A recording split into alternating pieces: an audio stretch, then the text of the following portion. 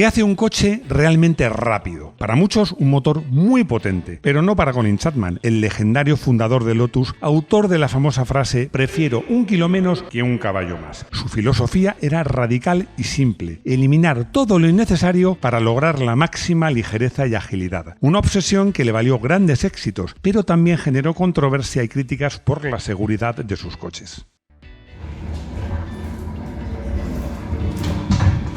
Bienvenidos a Garaje Hermético. Enciérrate con nosotros.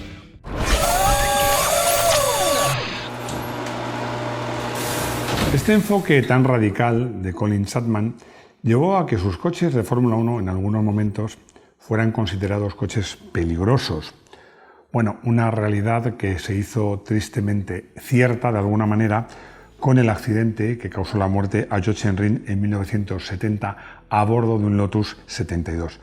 Luego llegaron sus creaciones de efecto suelo, especialmente 78 y 79, que eran muy eficaces, pero también hubo quienes las consideraban esos coches muy peligrosos porque podían moverse inestables de manera súbita. Y es que Colin Chapman tenía una verdadera obsesión por el peso, en sus coches de calle y en sus coches de competición.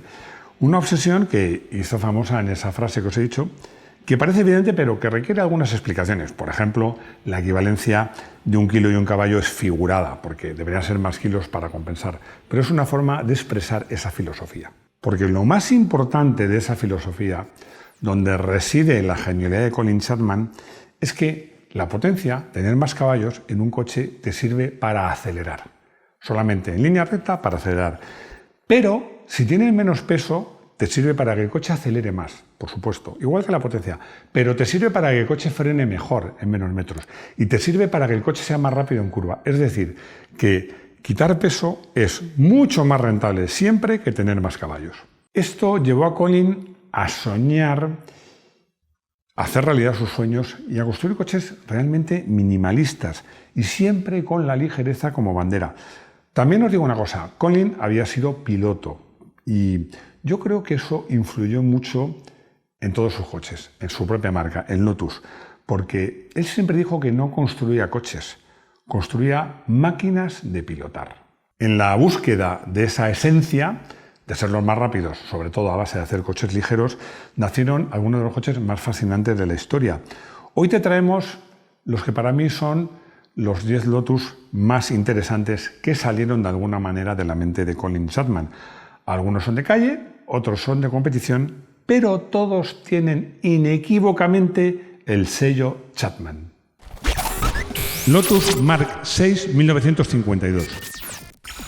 Empezamos por el principio. En realidad, casi por el principio. El Lotus Mark VI no fue el primer coche de Chapman, pero sí fue el primero que se vendió en serie. Fue el coche que convirtió su visión de simplificar y añadir ligereza en un producto comercial. Se vendía como kit para que los clientes pudiesen montarlo en su casa y así evitar los impuestos sobre los vehículos acabados. Contaba con un chasis tubular ultraligero y carrocería de aluminio y gracias a eso el Mark VI pesaba apenas 400 kilos. Se podía equipar con motores Ford, MG, Coventry Climax, lo que le convertía en una plataforma versátil para cualquier aficionado a las carreras. El Mark VI no era un coche de alta potencia, sino un coche de pura agilidad. Su éxito sentó las bases de lo que sea Lotus, un fabricante de coches que apostaba por la dinámica por encima de la potencia bruta. Lotus 7, 1957. Si hay un coche que representa mejor que ninguno la esencia de Lotus, es el 7.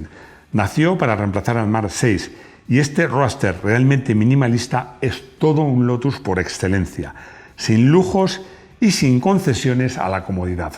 El 7 también se vendió en kit y era poco más que un esqueleto con motor y 4 ruedas. Su chasis de acero tubular y su carrocería de aluminio casi inexistente lo hacían increíblemente ligero. Y luego hablemos de estética, con sus ruedas casi expuestas, su motor casi a la vista. Todo esto se convertía en una declaración de intenciones. Era la pureza de la conducción llevada a la máxima expresión. Su éxito fue tan rotundo que cuando Lotus dejó de fabricarlo, vendió los derechos de producción a Caterham, que sigue fabricándolo hoy día. El 7 es un icono atemporal, un coche que hay que conducir de verdad, sin esas ayudas electrónicas que hoy consiguen casi que el coche conduzca por ti. Lotus Elite, 1958. Mientras el Seven era la simplicidad en su máxima expresión, el Elite fue elegancia e innovación. Este coupé de 2 plazas fue el primer coche de producción en serie del mundo con una carrocería de fibra de vidrio. Esta técnica revolucionaria en la época permitió una estructura muy ligera y rígida. La carrocería pesaba tan solo 54 kilos. El Elite no solo era innovador, era bello. Su diseño aerodinámico, obra de Peter Kirwan Taylor, es uno de los más icónicos de la historia de Lotus. Equipado con un motor Coventry Climax de 1.2 litros, el Elite demostró que un coche ligero y de baja potencia podía ser competitivo en la pista. Ganó su clase en Le Mans 6 veces. Era la prueba de que el ingenio podía vencer a la fuerza. Lotus Elan, 1962. El Elan fue la respuesta de Lotus a la necesidad de un coche deportivo de carretera algo, aunque fuese solo un poco más utilizable que el Elite. Buscaban éxito en las ventas y lo consiguieron con creces. El Elan es considerado por muchos como uno de los roadster más importantes de la historia. Fue el primer Lotus de carretera con un chasis de acero con forma de tubo central, una técnica que se usaría en modelos posteriores. Lo que hacía realmente especial a este coche era su conducción.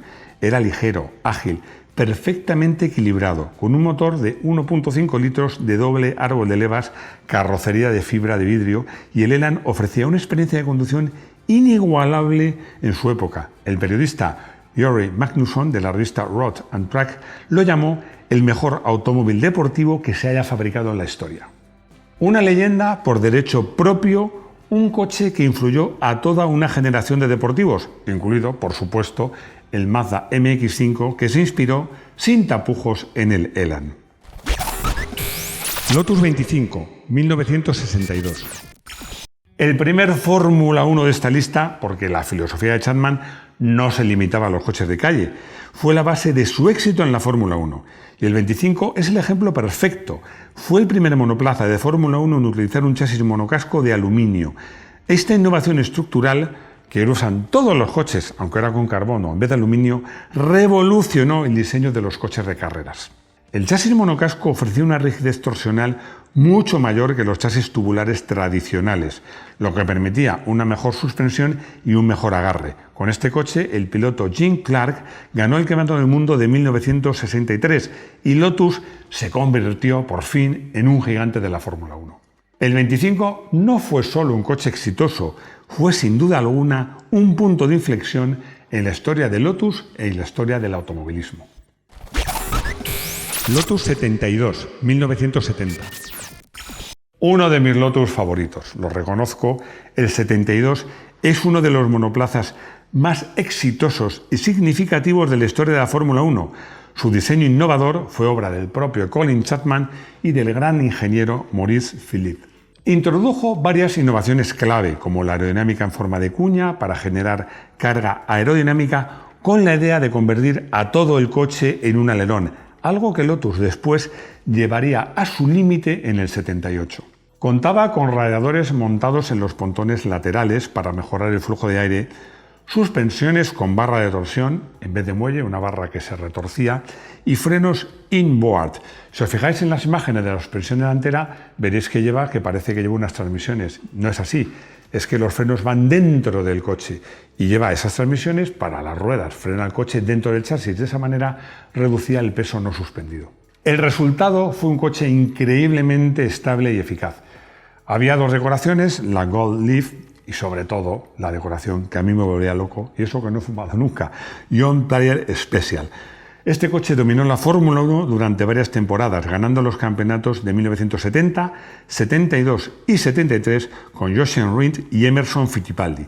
Un coche que definió toda una era. Lotus Esprit, 1976. Volvemos a los coches de calle con el Esprit, que marcó un cambio de rumbo para la marca. Y con un diseño nada menos que de otro genio, Giorgetto Giugiaro. Este coupé de motor central fue un superdeportivo en toda regla. Su diseño angular en forma de cuña lo convirtió además en una estrella de cine. Debutó en la película de James Bond, La espía que me amó, donde incluso se convertía en un submarino. Más allá de su estrellato cinematográfico, el Sprint demostró que Lotus podía fabricar coches exóticos sin perder su esencia. Con su chasis de columna central, carrocería de fibra de vidrio, el Sprint era ligero para su clase. En 1980 se lanzó la versión Turbo Sprint, que lo catapultó al club de los superdeportivos. El Sprint se mantuvo en producción durante casi 30 años, evolucionando constantemente, pero siempre fiel a su diseño original. Lotus 78, 1977. El coche que muchos especialistas de la Fórmula 1 consideran el monoplaza más influyente de la historia de la Fórmula 1. Por cierto, me sumo a esa idea. El Lotus 78 popularizó la aerodinámica de efecto suelo en la Fórmula 1. La idea, desarrollada por el propio Chapman, pero también por su equipo de diseño, era simple, pero a la vez brillante. Bueno, las ideas simples suelen ser brillantes. Utilizar la forma de los pontones, es decir, de la carrocería del coche, para generar carga aerodinámica. El aire que pasaba por debajo del coche era acelerado gracias a una forma de ala invertida y creaba una zona de baja presión que literalmente pegaba el coche al asfalto. El resultado, un agarre en curvas sin precedentes. Este concepto, conocido como efecto suelo, efecto ala, se convirtió en una obsesión en el automovilismo, por supuesto de competición, pero incluso en el de calle. Aunque otros equipos ya habían experimentado con ideas similares, el 78 fue el primer coche en explotar el efecto suelo de forma tan efectiva. El Lotus 78 abrió una nueva era en la Fórmula 1, en el que la aerodinámica se volvió tan importante o más que el propio motor. Lotus 88, 1981. Es un coche por el que tengo debilidad y que además considero que fue maltratado por la FIA, ya sabes, la Federación Internacional de Automovilismo. Y es que este coche excepcional y original nunca llegó a competir y para mí es un ejemplo de la genialidad de Colin Chapman. Habían prohibido la aerodinámica de efecto suelo con esos faldones que arrastraban por el suelo y cerraban por completo los laterales del coche. Y Chapman buscó una solución ingeniosa. El 88 tenía dos chasis, uno interno, donde iba el motor y el piloto, y otro externo, con la carrocería, que ese sí bajaba en parado, no tocaba el suelo, pero en marcha sí. Ese chasis externo, esa carrocería, como os digo, podía bajar y generaba un efecto suelo increíble, sin que las suspensiones se vieran afectadas. Como os digo, era una forma de generar una carga aerodinámica brutal, sin necesidad de faldillas que fuesen tocando por el suelo. Sin embargo, los equipos rivales protestaron y la FIA lo declaró ilegal. El 88 para mí es una obra de arte de la ingeniería, un coche tan avanzado que no se le permitió competir y un claro ejemplo de lo lejos que Chapman estaba dispuesto a llegar para encontrar una ventaja competitiva. Lotus Extel, 1982. Un gran olvidado y un coche de calle que es uno de los Lotus que más me gustan. El Lotus Extel fue el último coche de producción de Colin Chapman antes de su muerte. Es un desarrollo y una evolución del E-Class, pero con unas mejoras radicales.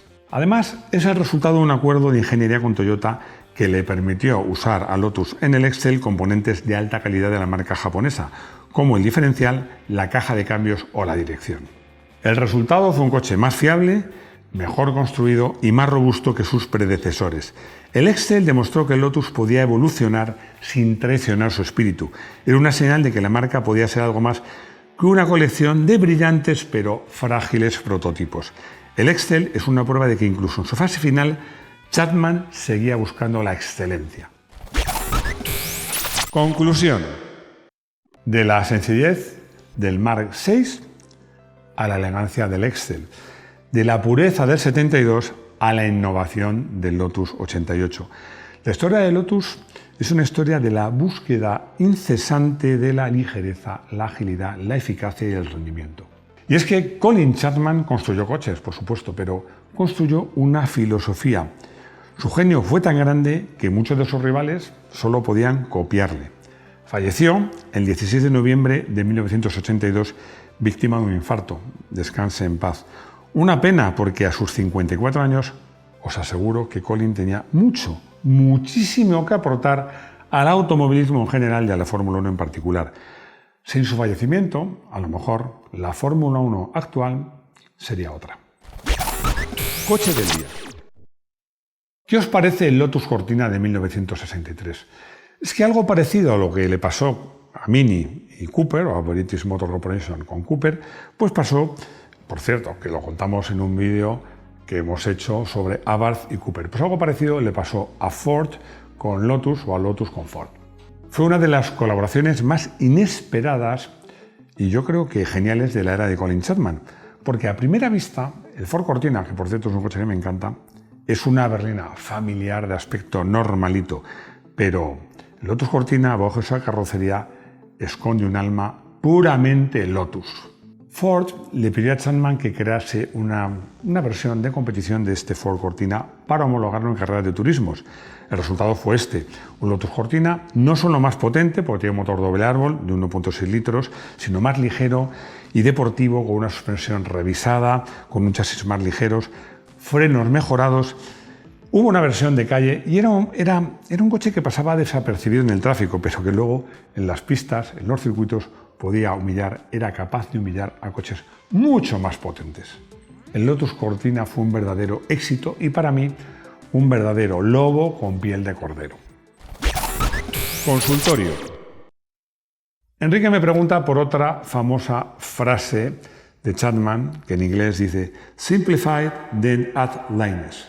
La respuesta, bueno, literalmente esa frase en español significa simplifica y luego añade ligereza. Pero esto es literal, porque yo creo que esconde otra filosofía, otro significado. Es, para reducir peso, simplifica. Insisto, que es que reducir peso esto es muy importante, porque es que la potencia te ayuda a acelerar más en recta, pero el peso te ayuda a acelerar más en recta, a frenar mejor y a tomar las curvas. Por eso, Chapman tenía esta obsesión en todos tus diseños y fue además, por cierto, pues uno de los pioneros en uso de materiales ligeros y un pionero en eliminar todo aquello que no tenía una función o que era superfluo.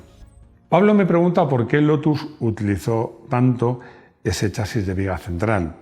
La respuesta es que este chasis, que se llama de viga central o columna vertebral o columna central o backbone chasis, es una de las innovaciones características de Colin Chapman. Consiste en una viga central que va entre los dos asientos a la cual se ancla un subchasis delantero, si el motor va adelante, que soporta el motor y las suspensiones, y otro subchasis trasero. Si no hay motor, soporta las suspensiones; si hay motor, soporta el motor y las suspensiones. Tiene varias ventajas. Una, es muy rígido, es ligero, es sencillo y además es barato.